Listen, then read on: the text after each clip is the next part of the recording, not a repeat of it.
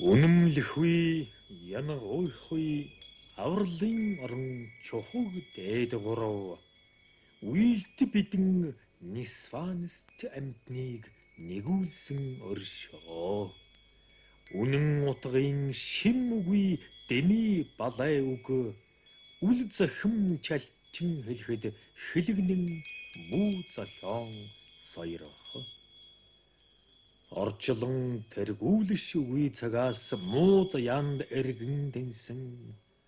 Одоо золын ирэхээр чөлөө учралт биеийг олсон боловч онцгой бурхны номыг эсэг үйлдэн идэр залуунаас сан өнгөрүүлсэн олиггүй нададлын үгс мэрэгэн тэнгүүдийн инээдийн орон. Үнэн тэр мэт боловч хэрэгтэй чухал багхан захиас заримаар өвгөн лам таны энэ насны амьдрал байдлын үлгэр домгийн бүдүүн тойм юун ажлыг хэлэгтөө гэж өглөн хэл ам таталсны хариуд ийм хэмээн хэлье.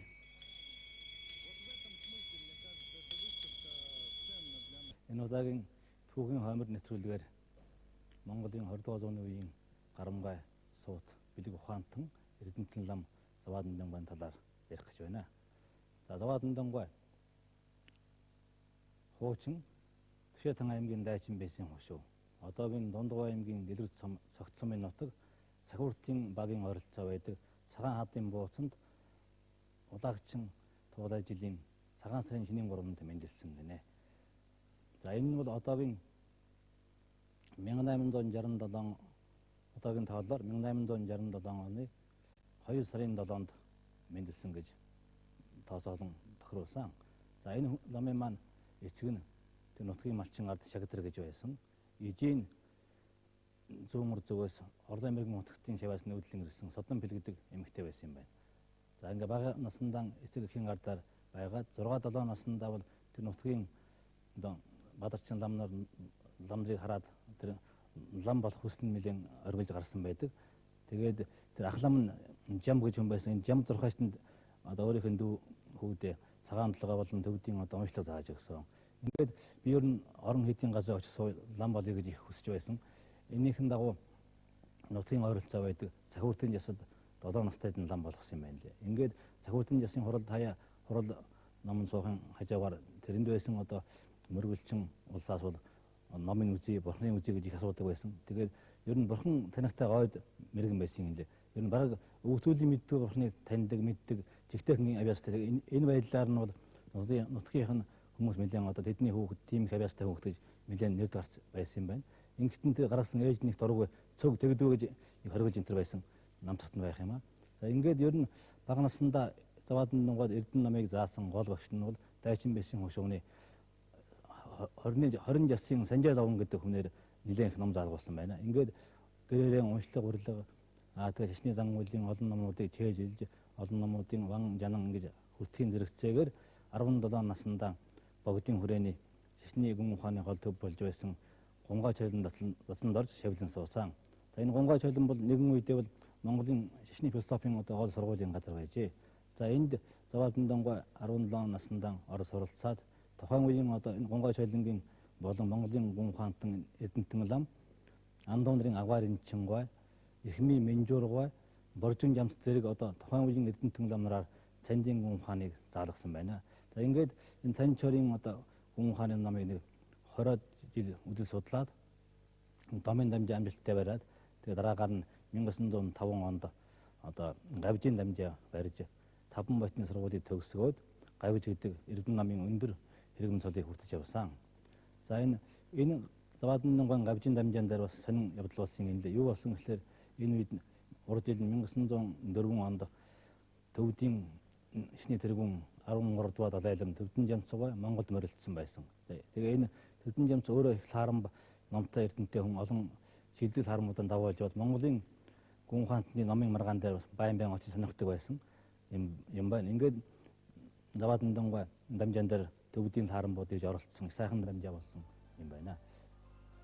Завааданбайн буддын гүн ухааны 5 бодгиж алдарсан намдэл Барчин, Цод, Дүлба хэмээх далай мэт гүн онолыг судлан суралцаад 1905 онд 39 насндаа Гавж гэдэг Эрдэнийн өндөр мяндаг цолыг хүртсэн байна.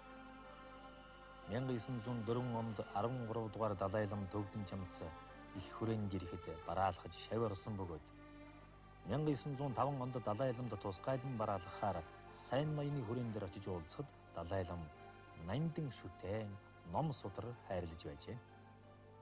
Заваад амдингой Эрдэнэ зуу чин сүсэгт номон ханы хүрээ хүүхэн хутагтын хүрээ дайчин ангийн хүрээ зэрэг Монголын алдартай хийд орноор өргөдөн явж байсны гадна Төвдийн гүмбэм хийд Утайн орноор аялан Төвдийн зарим эрдэмтдээс Дуун ухаан Яруу найргийн онол зэрэг гүн овдос номлолыг суралцаж байлаа.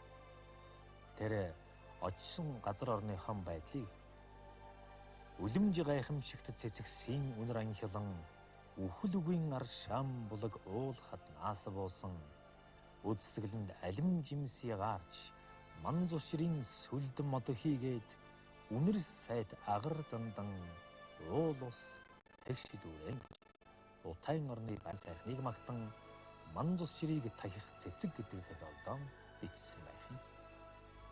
1912 онд хүрээнд байхдаа зохиосон их нэгүүлсхийн магтаал 108 мадагт Болор Эрдэнийн ирэх гэдэг номын 10 жам багш Дандан оцрын орчуулсан хэсэгт та бээр амтэн бүхнийг зовлонгоос аврахыг хүсэгч байдлыг хэрсүү их нөө хөвгүнэн энэрхээс үлгэрвгүй хүүхэд олон тайж өвдсөн хүүдгэн эх инүү сэтгэл үлэмж энэлдэг шиг та нөө аливаа хэн ядарсан тэр амьдтыг үлэмж ихээр энэрдэг гэж аливаа зовлон тамтныг зовлонгоос ангижруулахыг хүсэгч үлэмж бусдад тустай сайхан сэтгэлийн тухай жишээлж магтсан байдаг. Энэ зохиолыг багш Аравжамб Данзан Одсор, гүүш багш Яндан Жамс нарын орчуулсан монгол орчуулга байдаг. Мөн 14 дугаар Далай лам Данзан Жамс их нэгүүлсхийн магтаал 108 мадагт Болор Эрдэнийн ирэх гэдэг номыг уншаад ихэд уйран биширсэн бөгөөд 1984 онд энэ бол энэрэнгүй үзлийг үнэхээр гайхамшигтай гаргасан зохиол хэмээн үнэлж энэ итгэхт англиар орчуулж нэгэн төм хувь хөвлөн тархаасан байдаг. Далай лам нутагтаа бодж байсан хойно одоо 1918-9 оны үед манай Богдын хүрээний сургалтыг шалгуулахаар одоо Ганжуур бүрэн чэйжилсэн Дармал Хочин Тарамб гэдэг алдартай ламыг явуулсан юм байна. Энэ Дармал Хочин Тарамбыг явахад нь тэнд Дэвүү Жарган гэж хуучин хүрээгээр явж байсан Завааднуудад танилцсан багш загсан байна. Монголд халахын Завааданд ингэж хамгийн эрдэнэтэй лам би. Тэрнтэй юуны урд өчлөн залгуу танилцаарэ. Тэгвэл чиний чамд тустай гэж загсан. Энэ багшийн даалгавраар захиасаар Дармал Хочингой Монголд хүрээнд ирээд Завааднуудад нэлээд их дотн номын харилцаатай болсон. За нэг сони явдал байд юм. Завааднуудын номын нөхөр анги шагдар гэж их эрдэнэтэй лам байсан. Сайн гэвш бүр шалгасан гэвш. Тэгээд Завааднуудын Дармал Хочин Тарамбтай ингээд яриа сууж байхад нь дуудаад англи амгаа хэлсэн юм байна л да. Одоо өнөөдөр би Дармал Хочин Тарамбтай дасал хайж ном хэлж танилцах гэсэн болох уу гэхээр өнөөдөр ороо хэрэггүй. Өнөөдөр бол энэ лам маань бүрэгдийн суудалтай суудсан байна. Өнөөдөр орсон хүн хэн ч дийлэхгүй чи өнөөдөр ороо хэрэггүй дээ гэж загсан юм. Тэгэхээр шагдаргай түргэн тийм хүн болохоор би тамхилч чадрыг гэж оронгууд ном хэлсэн чинь ари номороо нэлээд балбуулсан Дармал Хочин Тарамбад одоо шав орсон гэдэг ийм тийм одоо сонирхолтой юм энүүд нэлээд болсон л да. За ингээд Завааднууд гавж болсныхаа дараа хөдөө орнуудаараа явах Монголын одоо олон хийдүүдээр морилж явсал да. Урд залгаар Хүүхэн утгатын хүрээ, Эрдэнэ зуу, Чин сүлт наман хааны хүрээ гэх мэтийн газруудаар явж байсан. За ер нь өөрийнхөө төрсөн нутаг орноороо нэлээд морилж явсан. За ингэж байтал 1918 онд өөрийн төрлөх нутаг Багаалзан жилүүний өвөрт Дэлгэрийн чавар гэдэг хийдийг одоо байгуулсан. Энэ нь бол ер нь Заваадны үйл амьдралын хамгийн гол салшгүй хэсэг байна. Яагаад гэвэл тэр Дэлгэрийн чавар гэдэг газрыг цоош нь 1910 онд байгуулад 1938 он одоо хаагдтал нь 20 жилийн турш энэ орон хийдийг одоо өдөртөн манлайж энэ орон хийдийг тэтгэн одоо хүүхд залуусыг Эрдэнэ намд сургах, олон дасан сургууль байгуулах талаар бол тэрийн Заваадан одоо гол ажил нь энэ орон хэдийн сэрэг тандсан байдаг юм а. За үүнийхээ хажуугаар тэр хүн маань төвдийн нутаг руу зорих санаатай байсан боловч амжилтгүй энэ урагшаа өр Монгол амжаад Алшаа нутаг, Алшаагаа цаашаа яваад Утай гүмбэн зэрэг олон орноор явсан байдаг. Утайн оронд явж байхдаа нэг сонирхолтой явдал нь одоо түүхэнд нь тэмдэглэсэн үлдсэн юм а. Юу гэхлээр тэр Утайн оронд өөр одоо олон мянган гаруй жилийн одоо өмнө одоо байж байгаа тэр нь одоо он цагийн ихээр болгож харагдахгүй үгүй болцсон, баг хүн мэдэхгүй болцсон нэг юмыг нээсэн байгаа. Тэр нь Шири Ашакийн совраг гэж Эртний энтхийн компанидагийн тэнд дурслын совраг тэнд байсныг Заваадан нугаа мөргөж явж байгаад за энд ухаа гэдэг ингэ зааж өгөөд усан чинь тэндээс нь дөрвөн хэлээр бичсэн тийм пайлууртай дурслын совраг гарсан. За энэ нь бол тэр Утайн одоо тэргүүл ам их гайхсан юм лээ. Гэхдээ энэ ийм лүндэн байдгийн энэ Утайн одоо энэ гол шүтэн энэ соврагыг бол умар зөгөөс Жавдан Жамингийн хувилгаан гэж нээгсэн ийм дүндэнтэй энэ хүн маань одоо энэ танай энэ халахын энэ гэвш мөн баах гэсэн гэж шамнарны ярьж байх юм байна лээ. За гэх мэтийн ер нь нэг далдыг мэддэг сонирхолтой хүн байсан гэж байгаа. Энийг бол шамнар нь олон ярьд. Юу гэхээр гинтэн зүгээр байснаа дэрэгдэх хүнд за одоохон галлаа та бушуухан цааш нь чих гэдэг гэж байгаа. Тэгэл цааш надад уудалж байх хооронд нь холоос аяны хүн хэрэгжчээтэй энэ ийм хүн юм бол шамнарны олон ярьдаг л ер нь холын их олон холын юмыг дуулан сонсох тэр 5 метрэнд нь хэтэрхий хөгжсөн тийм хүн байсан гэж өөрийнх нь отон шив одоо 80 нилийн гацсан 90 настай энэ хөвчүүд ганц нэг байдаг ярьдаг л да. За ингээд Заваадан бага наснасаа эхлэн залуу наснасаа ном тойруулж ирсэн 20 хэдэн наснасаа бараг ирсэн юм шиг байгаа юм а. Ингээд ер нь нийтдээ төвд хил дээр 17-оос 20 бот номыг тойруулсан юм а. Энэ ном нь голдуу Шашны гүн ухааны чиглэлээр мөн Тарны гүн ухаан, Яруу найраг, дүүх гэмтийн одоо дорн дахны олон эрдэм ухааны салбарыг багтаасан олон сайхан ном зохиож үлдээсэн. За энэ зохиолуудынх нь хамгийн дээд сор болсон нэг зохиол нь танад дурдан яри. Энэ бол Заваадан нугаа 1919 онд эхэл тойроод давсан жаахан янз бүрийн цагийн ирэхээр нэлээд тохиолдол шалтгаан гарсан. Тэгээ 1931 онд тойрон зохиосон Монголын төр шашны дэлгэрэнгүй одоо түүх ер нь нийт одоо төвд хэлт хүмүүсийн дунд бол Хор Чонжин гэдэг нэрээр алдарсан. Монгол нэрээр Алтан дэвтэр гэдэг энэ зохиол бол 2 бот зохиол байдгийг төвд хэлээр. За энэ зохиол нь 20-р зууны ихэнх үеийн Монголын төв хүчлэгийн олон эрдэмтдийн дундаас хэн ч одоо хийгээгүй байсан санаануудыг энэ зохиолоор дэвшүүлсэн. Юу гэхээр манай Монгол орн Бурхны шашны 2000 жилийн түүхтэй байсан гэдгийг хөдөлшгүй олон нарийн одоо баримтаар дурдан гаргасан. Үүндээ бол Эртний дорн дахныг соёлт орн Хятад төвд хоёроос хоёрт Бурхны шашин дэлгэрэхээс өмнө манай Монгол орнд Бурхны шашин байсан гэдгийг бол олон зүйлийн одоо баталгаар гаргасан. Энэгээр Монголын шашин соёлын түүхийг хамаагүй өргөжлүүлсэн энэ их сайхан ололттой ийм зохиол гэдгийг тодорхой байдгийг. За энэ Монголын төрийн шашин дэлгэрэлтийн түүхэндээ Эрдэнэ 100 манай одоо Эрдэнэ 100 хэд мөн Сэлэнгийн хөвөнд байдаг бие болгоны сүм хоёрыг бол 7 дугаар зууны үед байгуулсан гэдгийг тодорхой олон зүйлээр нотлон гаргасан. За тэгээ бас олон сайхан юмнууд байл. Энэ ганцхан шашны түүхч энэ төрийн одоо Монголын одоо хаад ноёд эзэнд улсын үндэс угсаа бүгдийг багтаасан гарамга сайхан түүхэн зохиолоо. Энэ номын одоо гадаадын болон дотоодын олон эрдэмтэд хүндлэн биширдэг орчуул хэлэнд орчуулсан би гадаадын эрдэмтэд хэвлүүлсэн энэ сонин талаа юм бэ л дээ. За Заваадан донго ном зохиолчийн хажуугаар 1921 оноос эхлэн Судар бичгийн хүрээлэнг анх байгуулахад тэр хүрээлэнд урилгаар очоод Судар бичгийн хүрээлэнгийн гишүүнээр хэлсэн. Судар бичгийн хүрээлэнд байхдаа одоо тэр Монголын одоо түүхийн олон бот зохиолуудыг бичлэлцэд оролцсон. Мөн Пайсан хуучны баруун гацад очсон тэмдэглэлийг бас орчуулсан энтергээд олон талын юм ярьж болох юм бий л дээ. За ингээд ер нь энэ сүүлийн үеийн одоо шинжлэх ухааны талаар бас нэлээд одоо өөр өргөн мэдлэгтэй гадна дотны олон эрдэнэ тэмрэгтэй харьцаатай байсан юм байх юм.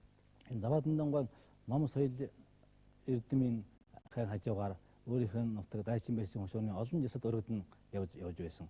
Тэнд л одоо өөрийнх нь дэлгэрэн чойрын ойролцоо байдаг 50 жас, 100 жас тэгээд олон жасуудаар морилон явж тэнд шавнартаа ном заах, мөн ван жанан аг тарны ном хөтлөх гэх мэтийн ажлын хийхин хажуугаар байгаль орныхон тухай нэлийн одоо анхааран дайчин байсан хушууны 10 гаруй уулын сан тахилгыг төвд хэлээр зохиосон байна. Үүн дотоос бол өөрийнх нь одоо төрөлх нутаг Багадрын жилууны уул, Заргал хайрхан, Дэрэнгийн уул гэх мэт 10 гаруй уулын сан дахилгыг зохиож харилсан. Эндээ бол байгаль хамгаалах зангуудын талаас нь сонирхолтой юмнууд нэг оруулсан байна. Заваа Дамдангуй газар орныг нэвтрхий сайн мэддэг бөгөөд байгаль орчныг хайрлан хамгаалахын утга санаа дүүрэн дэлгэр цогт, дэрэн, номт, зоргол хайрхан зэрэг 10 гаруй уулсын сан дахилгыг зохиосон байдгаас баг газрын чулууны тахилгын сан үйл болох омогтныг баясгагч наадам гэдэг зохиолоос нь иш татаж үзье. Хүмүүн малын өвчин цагийн хямрал хийгээд хүйтэн мөндөр ганцуд эд малын гарц тэргүүтэн хүсэжгүй доройтол бүхнийг амирлуулж хур цагт ан орж хүй дэлхийн баялаг газрын шимийг харивжуулан сойрхоо гэж хүн ардын ин хамглан эрхэмлэн өгүүлсэн байх юм. 1919 оны намар хүрээнээс дуудаж 8 дугаар богдын зарилгаар Монголын түүх хор чойнжин зохиох болсныг дуулгажээ. Ингээд 20 дугаар зууны эхний үед Монголын лам нарын дундаас зохиогдсон түүх бичлэгийн хамгийн шилдэг ололт болох хор чойнжин хэмээх алдарт түүхэн Заваа Дамдан гавж бичиж эхэлжээ. Хор чойнжин бүтэн нэрээр нь Замбуу Тэвийн умар зүгийн их Монгол улс орны домгийг өгүүлсэн их шестер ухаантныг баясгагч гайхамшигт алтан дэвтрэг өгөөд энэ бол Монголын шашин төр улсын түүхийг маш дэлгэрэнгүй олон мэдээ баримтаар баяжуулан бичсэн түүхийн гол тулгуур бичиг юм. Ингээд ер нь энэ сүүлийн үеийн шинжлэх ухааны талаар бас нэлээд өөр өргөн мэдлэгтэй гадна дотны олон эрдэнэ тэмрэгтэй харьцаатай байсан юм байх юм. За энэ судрагчийн хүрээлэнд ажиллаж байхдаа бол тухайн үеийн Монголын шилдэг сэхэдэнгүүдийн дунд ороод ажилласан болохоор гадна дотны олон эрдэнэ тэмрэгтэй ном соёлын өргөн харилцаатай болсон юм байна. За тэр 1904 онд богдын хүрээнд 13 дугаар Далай ламыг ирэх үед Оросын Гарамгай орон дахин судлаач төвлөж эрдэнтэн Щербацкий ирж Заваа Дамдангуйтай уулз танилцсан байх юм мэдээ байна. За ингээд Щербацкий өөрийнхөө хойшоо буцсан хойноо Ленинградаас өөрийнхөө дотны шив Тибанскийг Монголын судрагчийн хүрээлэн рүү явуулж Заваа Дамдангуйд ном өгөөрэй гэж самгарт хэлний тэр иргэдэг гэж учир шалтгааны гүн хааны гол зохиолыг энэ явуулж байсан юм мэдээ байна. Тэгээд Оросын Бурятын эрдэнтэн Цэвэн Жамсранова Агвандаржиев гэж Далай ламын цааншиг байсан том алдартай Бурятын Хамбаламби ийм эдийн улстай ном соёлын дотн харилцаатай байсан. Мөн төвдийн гүн ухаантан Дармал очил Хаарамб, Минаяндал Хаарамб, Өвөр Монголын зарим намнат бол хоорондоо бичиг харилцаа явуулсан ном зохиол авалж байсан тухай бол зохиолын дотор нэлээд байна. Ингээд Заваа Дамдангуй энэ заваа гэдэг үг нь бол тэр өөрөө бол тэр шашны философийн 5 үндэсийг бол Гарамгай хичээлсэн. Тэр заваа гэдэг нь бол юмны үндэс суурь гэсэн үг. Тэгэхээр гүн ухааны хамаг үндэс суурь эртний энтгийн философийн боловсруулсан номуудыг чэйжэрийн урсан хэлдэг юм юмнатан заадаг ийм их Гарамгай талаас нь тэдний зандааных нь нөхдөл болон шавнараас нь заваа багш гэж хүндэлдэг юм байна. Энэ нь бол ухаанд номч эрдэнтэн гэсэн утгаар нь олон түмэндээ энэ заваа гэдэг алдар нэрээр алдарсан ийм эрдэнэтэй ном юм байна. За энэ Заваа Дамдангуй амьдралтай холбоотой чухал зүйл нь бол тэр дөрөнд орсон дэлгэрийн чойр гэж. Дэлгэрийн чойрыг сэргээхэд бол энэ хүн бол амьдралынхаа сүүлчийн 20 жилийг зориулсан байдгийг. Тэнд бол Монголын бусад чойруудтай адилханаар гүн ухаан судалдаг чойрын датсан, эм үздэг Мамбайн датсан, зурхайн он судалдаг зурхайн датсан, ламрим судалдаг ламримын датсан гэх мэтийн олон датсан сургуулиудыг бие даалган тэнд байгуулаад тэнд дандаа ухаандаа тэр чиглэлээр эрдмийн мянган зэрэг авдаг дамжаануудыг байгуулсан. Тэгээ Заваа Дамдангуй Улаанбаатар өөрийн төрсөн нутаг дайчин байсан хошууны энэ хоёрын хооронд олон морил сууж явахын зэрэгцээ хотод судрагчийн хүрээлэнд ажиллаж байхдаа 1924 оны үндсэн хуулийг анх батлахад тэнд нэг зөвлөх маягаар оролцсон юм мэдээ түүний шавнар болон зарим нэгэн ярьд юм а. Энэ юу вэ гэхээр тэр Монголын туг далбаанд соён бүсийг оруулах талаар Заваа Дамдангуй зөвлөгөө тун их болсон юм гинлээ. Заваа Дамдангуй тэрийн Монголын нийгэм төрийн нэлээд зүтгэлтэн олон хүмүүсийн багш нь байсан. Тухайлбал Хатанбаатар Магсаржуугай, Ерөнхий сайд Анандын амар нарын номынх нь багш байсан юм байна. Ингэж байхдаа тэр 1924 оны үндсэн хуулинд Монголын Тугдал баанд соён бүсийг оруулах талаар Заваадандан хэлсэн үг байна. Юу гэсэн гэхээр энэ соён бүсэг бол өндөргөн зан газрын одоо айлдсан ариун номын үсэг. Энэ бол Монголын ард түмний олон зууны жаргал зингэлийг багтаасан их гүнзгий ном юм шүү гэж хэлээд энэ соён бүсгийн талаар манай ард түмэн болон энэ альч улсууд харсан тонтой тогсонжийн бэрэл ба гэж байгаа. Юу гэсэн хэлэхээр тон гэдэг нь соён бие үзэх харсан. Дог гэдэг нь тэр хүнийг одоо тэр бүм өтрийн бодсон. Дуул той гэдэг нь дуулсан. Дуулсан, үзсэн, бүм өтрийн бодсон. Энэ гурван талаасаа бол ард олонд бол маш чухал хэрэгтэй юм гэж зөвлөсний дагуу Заваадандан зөвлөгөөг бас анхаарч үзээд соён бүсийг Монголын Тугдал баанд үдээсэн гэдэг энийг бол их настай эрдэмтэн одоо манай багш болон улсууд ярьж айлж байсан. 1937 оны хавар Пунцаг ах хөдөөнөөс ирээд хам багшийн бие жилээрхүү байна. Тэд нар машинтай явдаг юм байна лээ. Ирж ав гэж бидэнд хэлүүлжээ гэж. Миний нөхөр Дугар сүрэн хоршоодын төв холбооны гараа шин дарга байсан. Тэгээд нөхөр маань дэлгэрийн хийдэд машинаар очиж хам багшийг авчираад төв больницад хэвтүүлсэн. Эмнэлэгт сайн засал авсангүй. Харин хотын том ламнараа тусгай хашаанд гэр бариад Дайпу гэдэг эм заслаар эмчлүүлсэн байх. Сүүлчийн удаа мөргөхөр очиход хам багш надад айдас тавиад 5 мөнгөн төгрөг өгсөн. Энэ үед радиогоор Янзан хамбан хэргийг дасалж байгаа тухай ярьж байлаа. Тэгэхэд би та энийг сонсхоо гэвэл тэрүүгээр яах юм гэж гараараа дохиод дургүйцж байсныг санаж байна. Зарим өдөр хам багш 2 хүний хоол цай хий гэдэг байжээ. Тэр өдөр нь амар сайд ирээд Монголын түүхийн тухай ч юм уу, шашин, лам нарын талаар ч юм уу удадтал ярилцдаг байсан гэдэг. Дараа нь хам багш хэдэн муу сайн шамнар минь яасан их зовж муухан үсэх хөөрхий гэж ойлс суусан гэдэг. Пунцаг ах өдөр болгон очиж хам багшны биеийг асуудаг байлаа. Сүүлдээ нэг очиж ирээд хам багш бурхан болох суудалдаан суужсан байна гэж хэлсэн. Цувын цаг нөмөрөхөд зурхайж тэм мэргэлснээр халзан тэмээтэй өрөөстэй хүн зүүн өмнөөс ирж дугныг буулна гэсний ёсоор болж үнэхээр зүүн урд орших эмтээс нүдэн ям гэгч хар тэмээтэй ирж дэлгэрийн хийдийг буулгаж гэлсэн гэж нутгийн хөгшчүүл одоо хэрн хуучилдаг юм. Энэ нь 1938 оны хавар дотоод яамныхан Заваадандангийн оронд хамбаар өргөмжлөгдсөн Жаал хэмээх шарвц сарж нарын 4 том ламыг баривчилж эндхийн датсан дугныг сүйтгэж балгас болгосныг хэлж байна. Уг нь Заваадандан сэрүүн тунгалаг ах уйдаан 20 оны үед гамин хөөж явсан Хатанбаатар магсаржууд хэл хөргөлж би энд хэдэн хүүхэдтэй сууж байна. Хүрээ хийдэд сэргийн аюул ирэхгүй байвал сайнсан гэж хадаг бариулж айтгажээ. Ингээд хүрээнд байхын багшийн холбоотой байсан Баатар ban бие хамгаалагчийн хамтаар чойрын хийдэд ирж хам багштан бараалах мөргөж 2 хар хүн 3000 хятад хүний амийг аварж үхлээс гэтлэгсэн удаатай юм байна. Сайн багшид ясны сайн шавийг бурхан заяадаг юм байна. Буянд лам, уран гэмбэл дэлгэр зөвхөд байгуулагдсан ламдрын артельд орж өдөр нь арьс хилдэн гутал үлэмтэй ноцолдож бас мотор авдар сав ширээ сандал хийж шүнэн пүрвдаш шарвд орж чулуун учрал нарын 7 үнэнч нөхдийн хамт дайздаж битүүмжилсэн дугны оройгоор орж хам багшийн ховор бурхан дахил үнтэй ном судрыг зөөн зөөсөөр уулын оройн хадаж чулуунд нууцлан 50 жил хадгалжээ. Хэдийгээр тэднийг хулгайн тэнгэр дэтгсэн ч хаяан сэжиглэгдэн хадаж чулууны хатуу ажилд нухлуулдаг байсан гэдэг.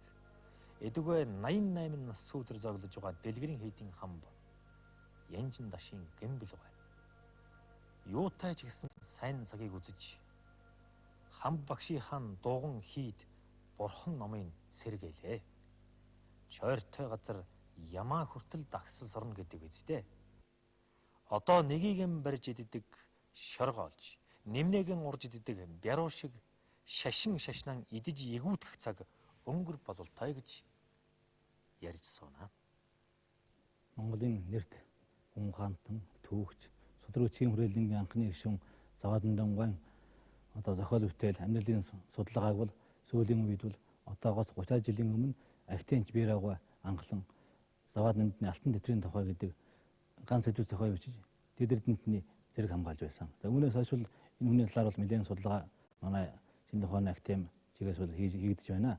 За гадаадд бол энэ хүний зохиолыг энтхийн эрдэнтэн Логос Чандраа энэ хүний номыг одоо хэвлүүлсэн. Мөн Гурдварын Бүүчи багш энэ хүний номыг 70 хэдэн оны донд энтхт аваач бүрэн зохиолыг хэвлүүлж одоо гадна дотны гадаадын болон Монголын болон олон орны номын санд энэ ном зохиол бүтээл нь тархсан юм а.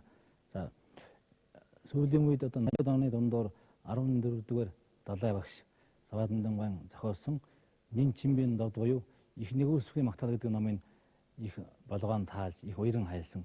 Энэ ёстой жинхэнэ бод садваа хүн ингэж бичгээс нааж чадахгүй гэдэг номын үнэлж байсан юм байна лээ. Ингээ энэ номын дор нь бол англи хэлээр олон хувь орчуулд тараасан энэ төр байдаг.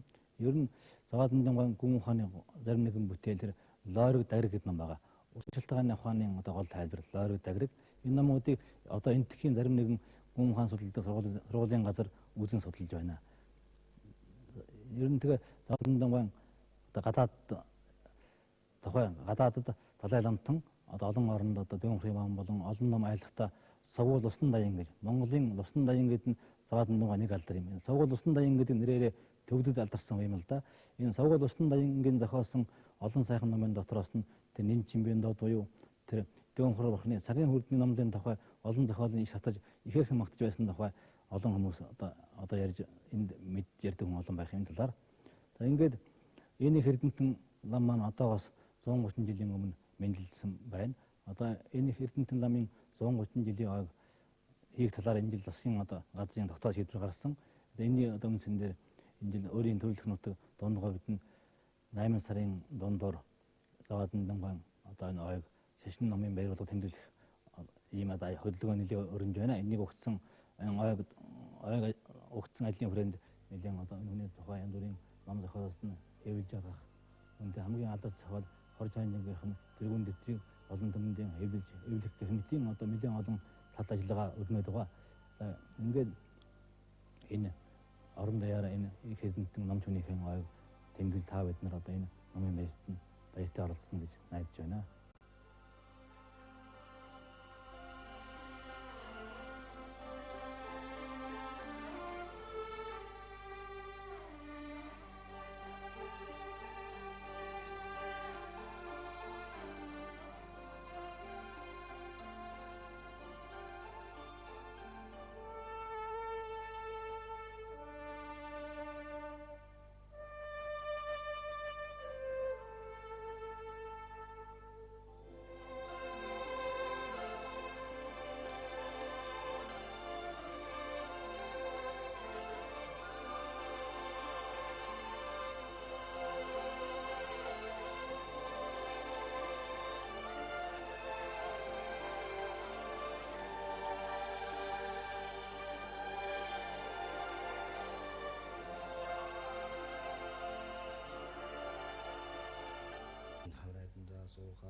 Sar Jordan Better Valley to the Nature that way was what I wanted to go on Japan to Sala to Shah to Tamba and the Land of the Dollar, I do need to go there, they send the home Poga, as a one that China was it. The turn of the Jason to the Lord Shah,